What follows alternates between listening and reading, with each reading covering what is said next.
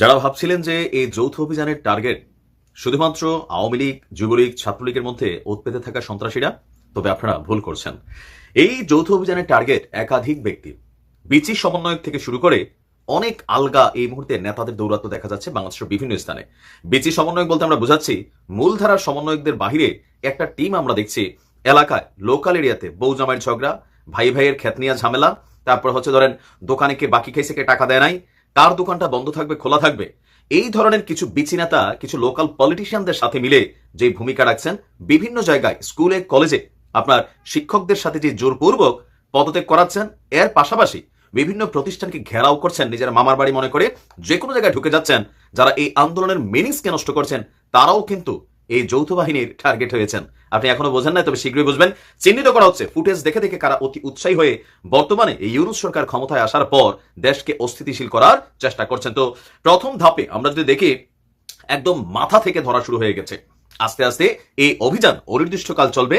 আর যাদের কথা বলছি তারাও কিন্তু স্বরাষ্ট্র মন্ত্রণালয় থেকে ঘোষণা দেওয়া হয়েছে যে এদের প্রত্যেককে চিহ্নিত করে স্থানীয় জেলা প্রশাসকের সাথে সমন্বয় করে এদেরকেও কিন্তু ধরা হবে যৌথ বাহিনীর এই বিশেষ অভিযানে। তো আমরা দেখি গতকালকে রাতে কাকে ধরা হলো। তো যাত্রা শুরু হয়েছে মোহাম্মদপুর থানা ছাত্রলীগের যে সভাপতি ছিল রাসেল। এখন আমরা যদি দেখছি যে রাজধানীর মোহাম্মদপুর থানা ছাত্রলীগের সভাপতি নাইমুল হাসান রাসেলকে গ্রেপ্তার করেছে র্যাব, পরে তাকে মোহাম্মদপুর থানায় হস্তান্তর করা হয়েছে। আমরা দেখছি তার বিরুদ্ধে আপনার কি বলা হয়েছে, মোহাম্মদপুর থানা সহ বেশ কয়েকটি থানায় হত্যা মামলা সহ আরো নানান ধরনের মামলা আছে। এর মাঝখানে আরেকজন আলোচিত ব্যক্তি কাজকে হীরা বলে চালাই দেওয়া, স্বর্ণ চোরাচালারি, আবার নানান ধরনের কি বলে যে 2 নম্বরই কর্মে ব্যস্ত ডায়মন্ড ওয়ার্ল্ডের দিলীপ আগারওয়ালা। এর পাশাপাশি খুবই আলোচিত দুজন ক্যারেক্টার সাবেক আইজিপি শহীদুল হক এবং আব্দুল্লাহ আল মামুন, তাদেরকেও গ্রেফতার করা হয়েছে। এর মধ্যে আপনার সাবেক আইজিপি শহীদুল হক, তিনার একটা বক্তব্য কয়েকদিন আগে খুবই ভাইরাল হয়েছিল যে কিভাবে হেফাজত ইসলামের সেই রাতে তিনি নিজে ভূমিকা রেখে সেখানে নানান ধরনের ঘটনা ঘটিয়েছিলেন। তার একটা ভিডিও ফুটেজ ইতিমধ্যে সোশ্যাল মিডিয়াতে ভাইরাল। বেসিক্যালি ওই ইস্যুটাকে কেন্দ্র করে তিনি গ্রেপ্তার হয়েছেন। আর সাবেক আইজিপি বৈষম্য বিরোধী ছাত্র আন্দোলনের নেতৃত্ব যখন পুলিশ দিয়েছিল, মানে এই দমন পীড়নের, সেখানেও সাবেক এই আইজিপির ভূমিকা নিয়ে তো আর নতুন কোনো বক্তব্য দিতে হবে না।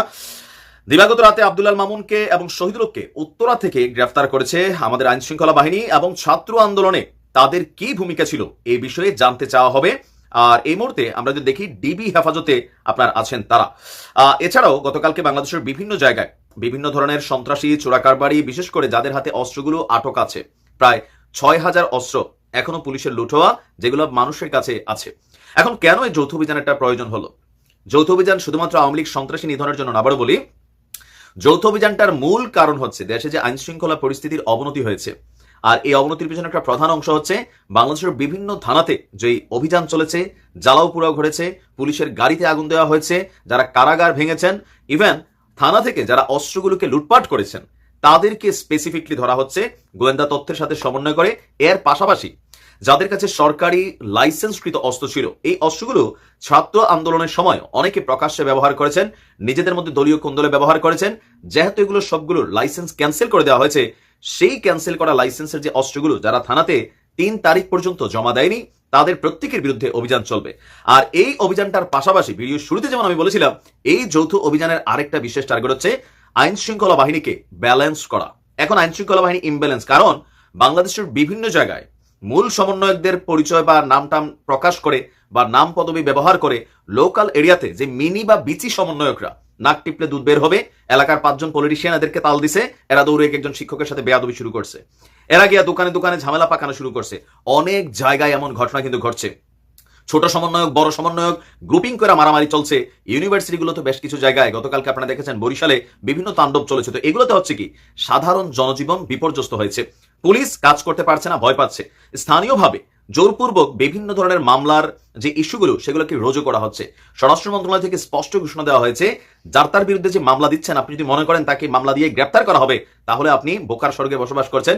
স্বরাষ্ট্র মন্ত্রণালয় তারা গতকালকে একটা বিশেষ কি বলে প্রজ্ঞাপন জারি করা হয়েছে, মামলা হলেই গ্রেপ্তার না, আগের দিন শেষ। আমরা যে নতুন বাংলাদেশ দেখছি, আগের যে 53 বছর যমকের নামে মামলা হয়েছে, পুলিশ গিয়ে ঠাস করে তারা গ্রেপ্তার করে ফেলতেছে, এই সিস্টেমটাই বন্ধ হতে যাচ্ছে। কারণ এখন বৈষম্য বিরোধী যে বাংলাদেশ তৈরি করতে যাচ্ছি, সেখানে প্রত্যেকটা নাগরিক সমতা থাকবে, প্রত্যেকটা নাগরিক যে অন্যায় করেনি তাকে অন্যায়ভাবে একটা মামলা দিয়ে আপনি ফাঁসাই দিবেন, তারে পুলিশ ধরে নিয়ে যাবে, এই বাংলাদেশে কিন্তু আমাদের বর্তমান যে অন্তর্বর্তীকালীন সরকার আছে তারা চাচ্ছে না।